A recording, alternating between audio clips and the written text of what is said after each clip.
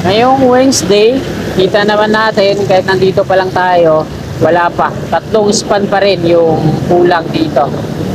Hindi pa nila tinatapos. Pero naglatag na sila ng mga steel deck platform. Yan sa dalawang naunang span. Malamang makakasigap. Ito yung unahin nilang installan ng mga steel box girders dito bago dyan sa EDSA mismo, ano? Kasi dyan sa EDSA, ito opinion ko lang, dyan sa EDSA kasi long span yan eh. Malayo yung distansya kaya matrabaho yan. So kailangan pa nilang gumawa ulit ng frame set na tutukod dyan sa may bandang gitna para maging suporta na malay nyo maputol bigla. Sabay ganun din. Ayan o. Ito, yung EDSA. So malamang pag nag-install sila dito ng steel box girders, sarado to, no? Ayan o. Yung mga concrete barrier dyan sa gitna, inusog na rin. Tapos, ayun o, yung sa tawid, northbound patungo dito. Malamang pag nag-install ko dito, alams na. Sa akin lang opinion ko, sasarado tong EDSA. Sinimulan ko to, walang naniniwala sa paligid ko. Ano? Yeah, magandang umaga. Time check po tayo. Alas 6:30 na po. At nandito tayo sa kabahan ng EDSA. So, mag-update tayo ngayon dito sa MRT7 Turnback Guideway. No? Silipin natin kung tapos na yung installation ng mga concrete girders patungo dun sa examiner. So 3 span na lang yon. Update natin nung Lunes. Meron na lang siyang 3 span. So isang araw na yung pagitan. Wednesday ngayon at sisilipin ulit natin.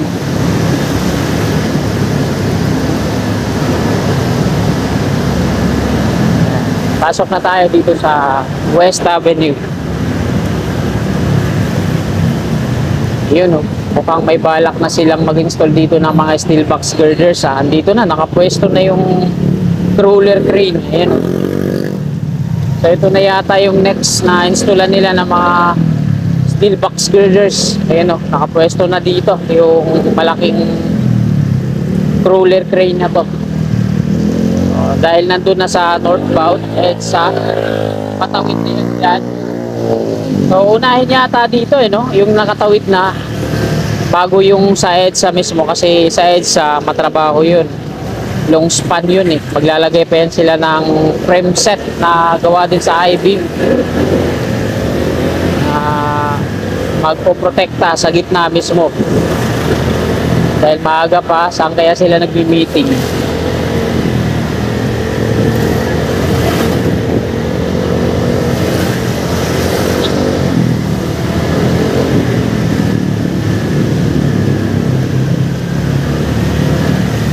Baka nandun yan sila sa gilid, sa parang building sa ilalim. Doon sila minsan nagmi-meeting para iwas basa sa ulan. Pero hindi naman umuulan ngayon. Kaninang umaga lang, medyo malakas. Makikita nyo naman sa semento, basang-basa. Tapos may mga ipon-ipon pang mga tubig ulan.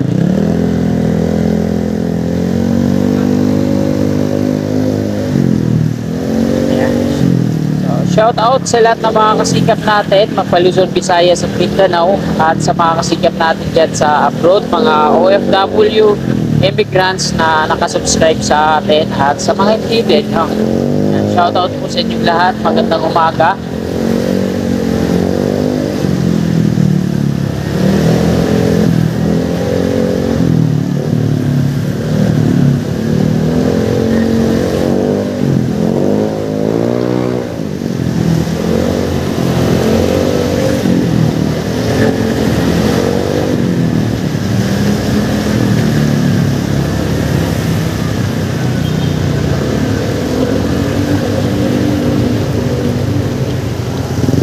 Valera Street.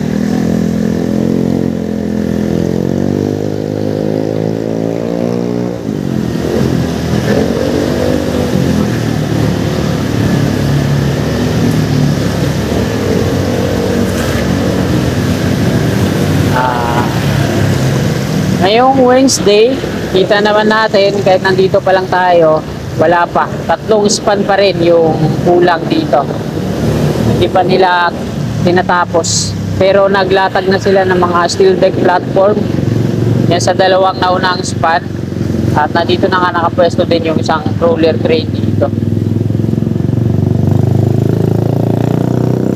So, safe pa din mga kasikap. 3 span. Well, hindi pa sila nag-continue ngayon. At ayan, dito na tayo mag-U-turn.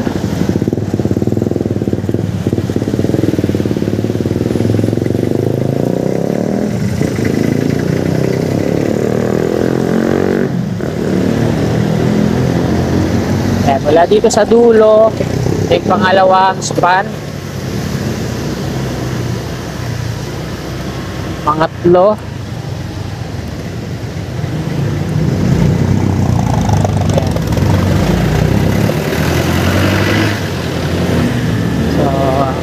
Ito yung mga bagong na-installan nila. Nilagyan na kagad ng mga steel deck platform.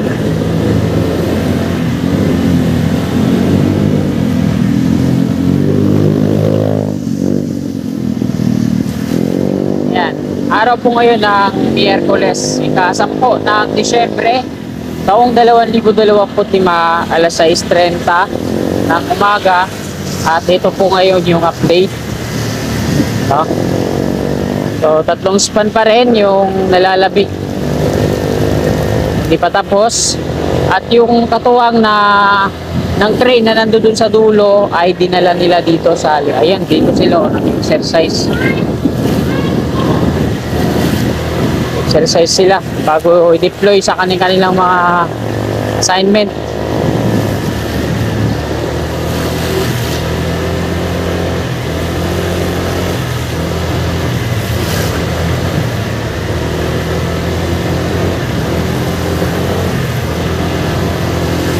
Gano'n sila dun, tuntun kanan. Tuntun kanan na. So, dito malinis na yung viaduct at gumawa ulit sila dito ng steel ladder. Ito, hagdan patungo dun sa taas.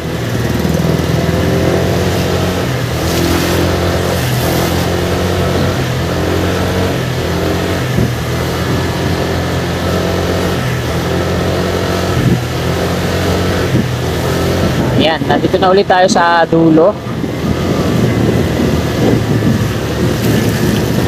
So ito, malamang mga kasigap, ito yung unahin nilang installan ng mga steel box girders dito bago dyan sa EDSA mismo, ano? Kasi dyan sa EDSA, ito opinion ko lang dyan sa EDSA kasi long span yan eh. Malayo yung distansya kaya matrabaho yan. So kailangan pa nilang gumawa ulit ng frame set na tutukod dyan sa may bandang gitna para maging suporta na malay nyo maputol bigla sabay ganun yun. Ayan o,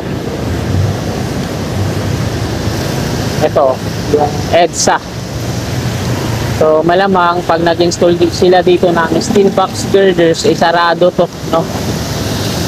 Ayan o, yung mga concrete barrier dyan sa gitna sinusog na rin. Tapos ayun o, yung sa tawid northbound patungo dito. Malamang pag nag-install ko dito, alams na. Sa akin lang opinion ko, sasarado tong EDSA. Northbound tsaka southbound. Unified Grand Central Community Station.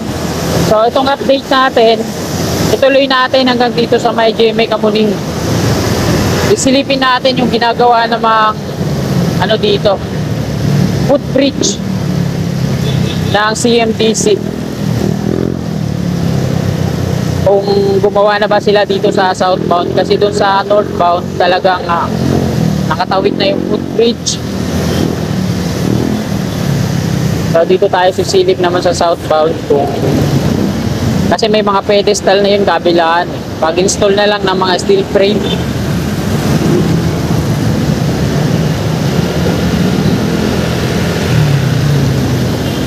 MRT3 North Avenue Station.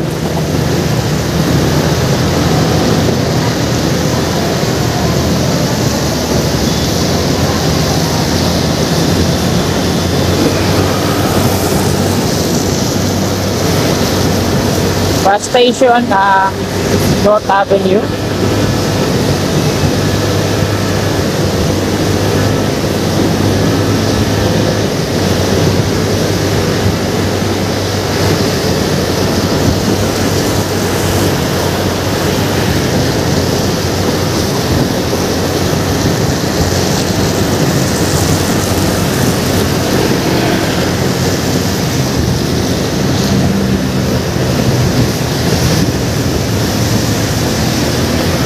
Ito naman yung Philham QC.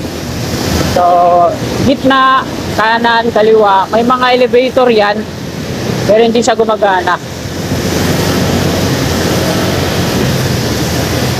Ayan ang gawa ng gobyerno. Ng MDA.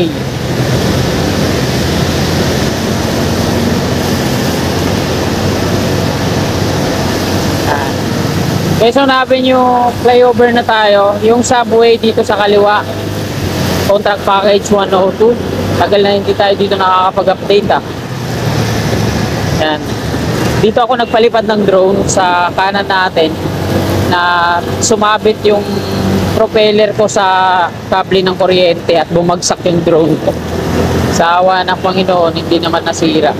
Yung propeller lang, yung apat talagang bali-bali.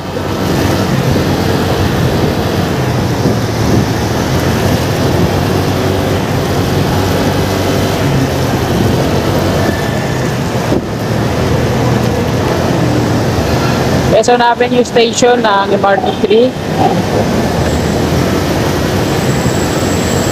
Bus station naman sa kaliwa na Quezon Avenue din. Ito yung tawiran niya. Patungo dyan sa gitna.